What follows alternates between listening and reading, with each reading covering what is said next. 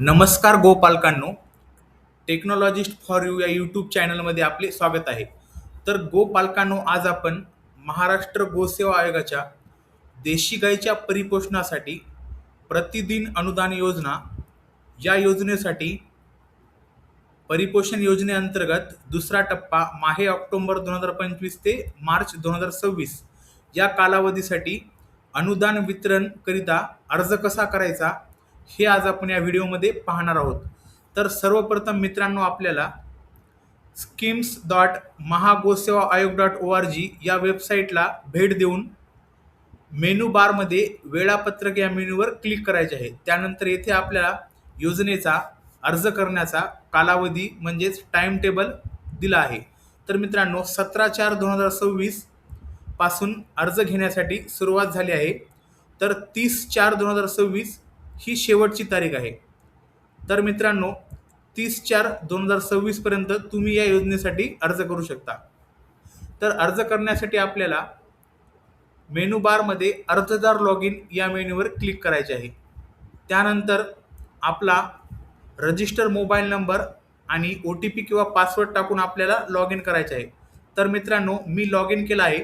तर log in केल्या केल्या आपल्याला एक पॉपअप मॉडेल शो होईल आणि त्या पॉपअपमध्ये आपल्याला अर्जाच्या सगळ्या फील्ड्स येतील आणि हा फॉर्म आपल्याला इथून सबमिट करायचा आहे.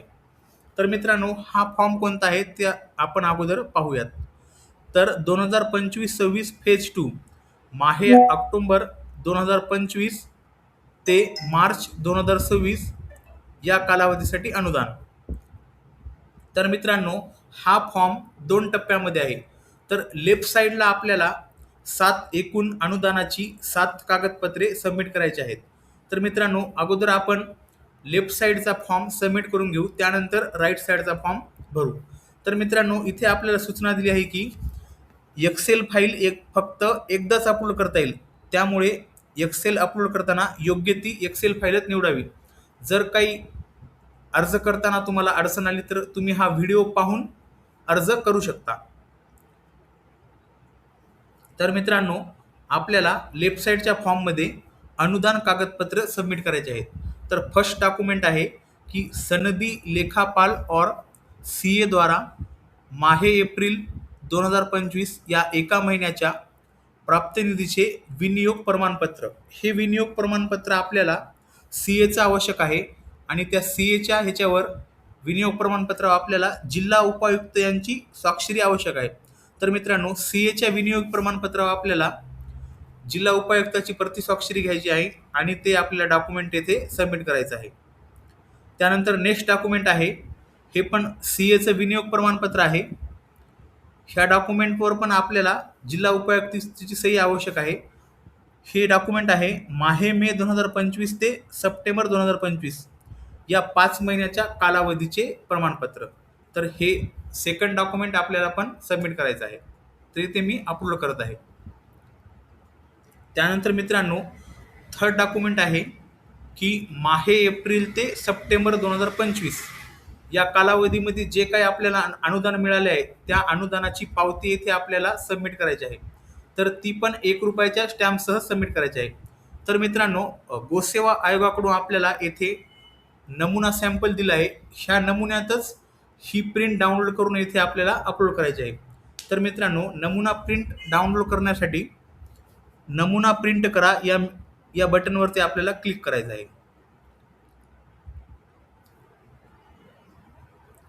त्यानंतर मित्रांनो, ही प्रिंट तुम्ही पाहू शकता.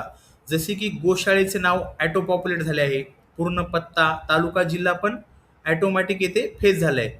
त्यानंतर मित्रांनो, आपल्याला येथे माहे एप्रिल 2025ला किती अनुदान मिळालं ते इथे शो केलं आहे.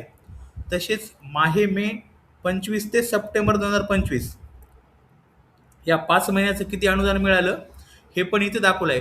तर हे अनुदान आपल्याला क्रॉस व्हेरीफाय करायचं आहे, म्हणजे चेक करायचं आहे की एवढं अनुदान आपल्याला मिळालं आहे का.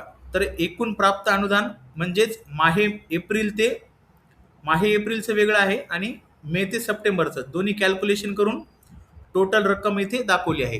त्यानंतर इथे अक्षरामध्ये पण रक्कम दाखवली आहे. त्यानंतर आपल्याला ही प्रिंट काढायची आहे. त्यावर गोशाळा संचालकाची स्वाक्षरी शिक्का घेऊन आपल्याला इथे ₹1 रेव्हेन्यू टॅम्पसह पूर्ण नाव आणि मोबाईल नंबर टाकून आपल्याला इथे हे डॉक्युमेंट सबमिट करायचं आहे. तर मी हे नमुना प्रिंट काढली आहे, तर मी इथे सबमिट करत आहे. त्यानंतर सेकंड डॉक्युमेंट आहे गोशाळाद्वारा प्राप्त निधीचे विनियोगाबाबत स्वयंघोषणा प्रमाणपत्र. जे काय आपलं गोशाळेचं स्वयंघोषणा प्रमाणपत्र आहे ते आपल्याला इथे विहित नमुन्यात अपलोड करायचं आहे. तर गोसेवा आयोगाकडून आपल्याला नमुना दिला आहे, तर हा नमुना डाउनलोड करण्यासाठी नमुना डाउनलोड करा बटनवर क्लिक करायचं आहे. तर इतर मित्रांनो, या स्वयंघोषणा पत्रामध्ये पण आपल्याला आपल्या गोशाळेचं नाव, संस्थेचा रजिस्ट्रेशन नंबर, आपल्याला एकूण किती अनुदान मिळालं, एप्रिलचं किती मिळालं, सप्टेंबर ते मे ते सप्टेंबरचं किती मिळालं, हे पूर्ण डिटेल्स इथे आपल्याला ॲटो पॉप्युलेट झाले आहेत.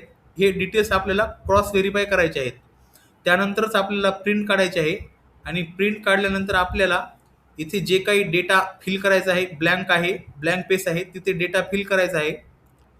जसे की खरेदी दिनांक, चारा कोणाकडून खरेदी केला, चारा खरेदी केल्याचा पावती क्रमांक, एकूण किती रुपये चारा खरेदी केला आणि शिल्लक निधी, हे सर्व डेटा आपल्याला फिल करायचा आहे. त्यानंतर आपल्याला येथे गोशाळा संचालकाची सिग्नेचर आणि गोशाळेचा शिक्का घ्यायचा आहे. त्यानंतर पूर्ण नाव आणि मोबाईल नंबर टाकून येथे हे आपल्याला स्वयंघोषणा प्रमाणपत्र अपलोड करायचं आहे.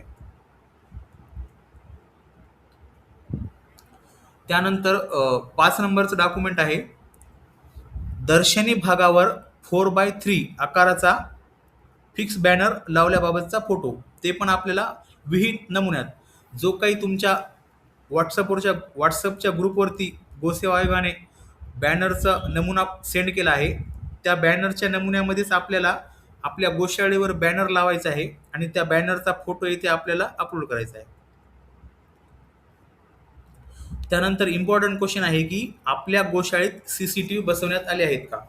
जर तुमच्या गोशाळेमध्ये CCTV असतील तर तुम्हाला होय करायचं आहे, नसेल तर नाही करायचं आहे.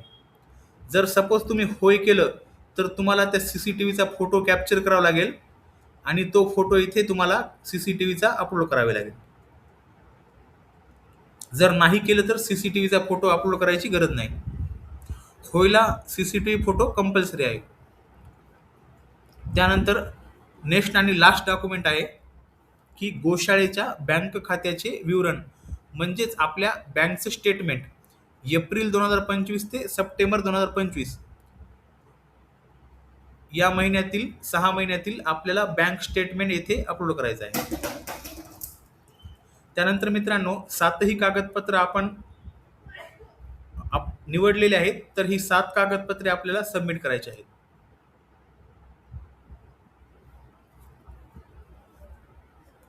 तर मित्रांनो, हे 7ही कागदपत्रे इथे अपलोड होत आहेत.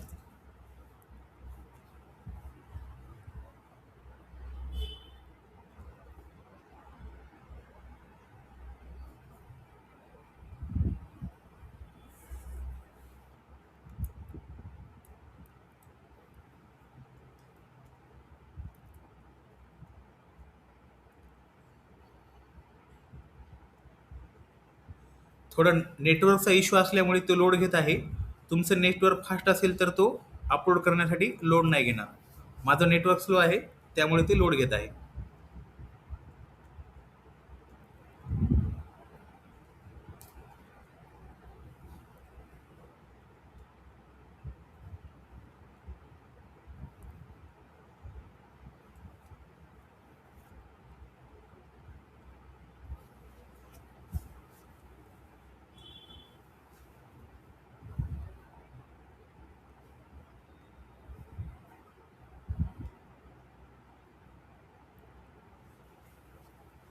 तर मित्रांनो, आपला लेफ्ट साईडचा फॉर्म सबमिट झाला आहे.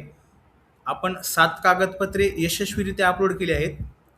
तर मित्रांनो, त्यानंतर नेक्स्ट स्टेप आहे की आता आपल्याला जे राईट साईड उजव्या बाजूची एक्सेल आणि एक्सेलचं PDF आहे ते बाकी आहे आपलं, ते तर आपल्याला सबमिट करायचं आहे. तर मित्रांनो, त्यानंतर राईट साईडच्या फॉर्ममध्ये आपल्याला गोशाळेचा परिपोषण योजनेसाठी लागणारा अभिलेख आणि अहवाल अपलोड करायचा आहे. फेब्रुवारी 26 आणि मार्च 2026 या 2 महिन्याचा आपल्याला इथे एक्सेल फाईल अपलोड करायची आहे. तर मित्रांनो, गोसेवा आयोगाने आपल्याला नमुना दिला आहे सॅम्पल, तर ती एक्सेल फाईलचा नमुना आपल्याला डाउनलोड करायचा आहे. तर मित्रांनो, मी हा नमुना डाउनलोड केला आहे. त्यानंतर मित्रांनो, ही एक्सेल फाईल आपल्याला पूर्ण वाचून घ्यायची आहे. ह्यामध्ये योग्य तो डेटा फिल करायचा आहे.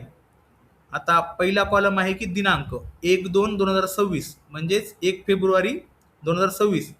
तर तुमच्या गोशाळेमध्ये 1 तारखेला एकूण देशी गाई किती होत्या, त्यानंतर इतर देशी गाई किती होत्या, एकूण देशी गाईचा इथे आपल्याला काउंट टाकायचा आहे. 3 वर्ष वयावरील खांदा असल्या. त्यानंतर आपल्याला इतर एकूण किती पशुधन आहे ते टाकायचं आहे. त्यानंतर मित्रांनो, एकूण येथे ॲटोमॅटिक कॅल्क्युलेट केली जाईल. त्यानंतर 1 फेब्रुवारीला तुमच्या गोशाळेमध्ये देशी गाई किती आवक झाल्या, तर इथे आपल्याला इथे आकडा टाकायचा आहे. त्यानंतर किती इतर पशुधन आवक झालं, तर ते पण आपल्याला टाकायचं आहे. त्यानंतर आवकच्या काउंटनुसार येथे एकूण काउंट झाला आहे. त्यानंतर आपल्याला जावकचं पण 2 तारखेला 1 तारखेला किती देशी गाई जावक झाल्या आणि इतर किती जावक झाली. त्यानंतर येथे ॲटोमॅटिक कॅल्क्युलेशन झालं आहे. त्यानंतर नेक्स्ट कॉलम आहे गोशाळेतील एकूण भाकड और अनुत्पादक देशी गाई, तर इथे आपल्याला त्याचा आकडा टाकायचा आहे. त्यानंतर एकूण जप्त केलेल्या देशी गाई, त्याचा पण इथे आकडा आपल्याला टाकायचा आहे. त्यानंतर नेक्स्ट प्रश्न आहे की पोलीस कारवाई दरम्यान जप्त केलेल्या देशी गायींसाठी संबंधितांकडून परिपोषण मिळते का, जर मिळत असेल तर होय करायचे आहे, नसेल तर नाही करायचे आहे. त्यानंतर नेक्स्ट क्वेश्चन आहे की गोशाळेत देशी गायींचे पूर्ण वेळ वास्तव्य आहे का, जर तुमच्या गोशाळेत देशी गायींचे पूर्ण वास्तव्य असेल तर होय करायचे आहे, नसेल तर नाही करायचे आहे. तर मित्रांनो, हा 2 टॅबमध्ये एक्सेल शीट आहे. फेब्रुवारीचं एक आहे, मार्चचं एक आहे. तर पूर्ण डेटा आपल्याला फिल करायचा आहे आणि या एक्सेल शीटमध्ये काहीही चेंज न करता फक्त ज्या ठिकाणी ब्लँक पेज आहे त्या ठिकाणी डेटा आपल्याला फिल करायचा आहे. एका पण कॉलमला आपल्याला चेंज करायचं नाही. जर तुम्ही चेंज केलं तर ही एक्सेल फाईल तिथे स्वीकारली जात नाही आणि आपला एक्सेल फॉर्म सबमिट होत नाही. त्यामुळे कॉलम नेमला काही चेंज नाही करायचं. आपल्याला फक्त देशी गाईंचा आकडा, इतर एकूण टाकायचं. त्यानंतर जिथे जिथे 0 व्हॅल्यू आहे तिथे ते ॲटोमॅटिक कॅल्क्युलेट होईल. 0 व्हॅल्यूला तुम्हाला काही हात लावायची गरज नाही. तर मित्रांनो, मी ही एक्सेल फाईल भरून घेतली आहे.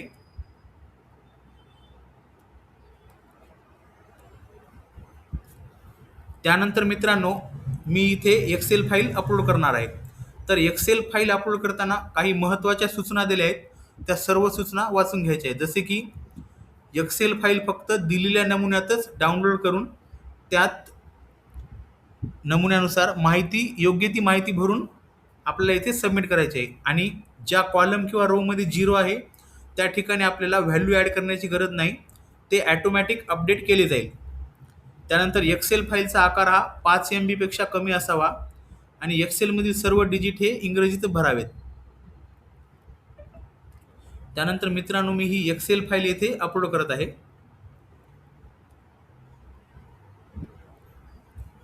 त्यानंतर ही एक्सेल फाईल अपलोड केल्यानंतर आपल्याला त्या एक्सेल फाईलची प्रिंट काढायची आहे आणि त्या प्रिंटवर गोशाळा प्रमुखाची स्वाक्षरी,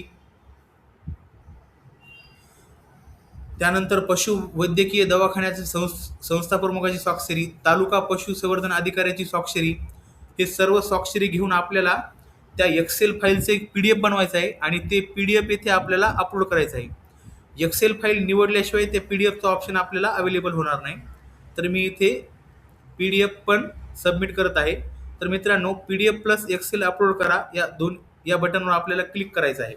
तर मित्रांनो, अशा प्रकारे आपला हा फॉर्म सबमिट झाला आहे.